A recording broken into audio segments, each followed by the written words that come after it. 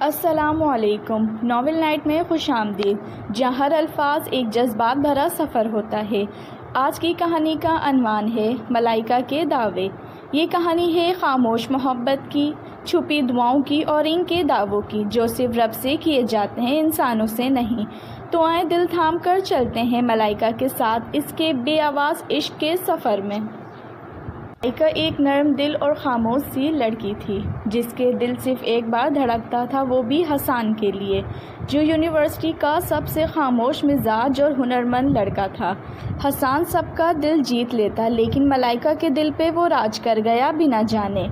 ملائکہ نے کبھی اپنی محبت کا اظہار نہیں کیا، صرف دعوے دل میں دبائے رکھے کہ وہ ایک دن میرا ہوگا، ہر دعا میں، ہر خواہش میں، بس وہی نام۔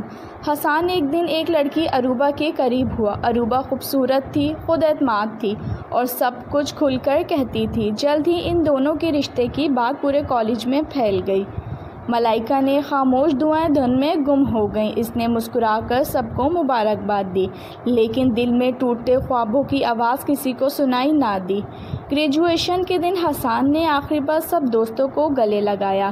ملائکہ کے پاس آیا، مسکرایا اور کہا، تم ہمیشہ سب سے الگ اور خاص رہی ہو۔ میں چاہتا ہوں میری بہن جیسی کوئی بیٹی ہو۔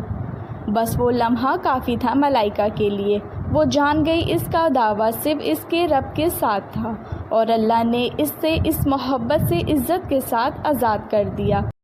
سالوں بعد ملائکہ ایک اسکول کی پرنسپل بنی۔ اس نے اپنی محبت کو ایک یاد اور اپنی محبت کو کامیابی میں بدل دیا۔ ملائکہ کی کہانی یہیں ختم نہیں ہوئی، کیونکہ محبت کبھی ختم نہیں ہوتی، بس روپ بدل لیتی ہے، راستے بدل لیتی ہے، لیکن جو رب کے سپرد ہو وہ کبھی ضائع نہیں ہوتی۔ اگر یہ کہانی آپ کے دل کو چھو گئی ہو تو ناول نائٹ کو سبسکرائب کریں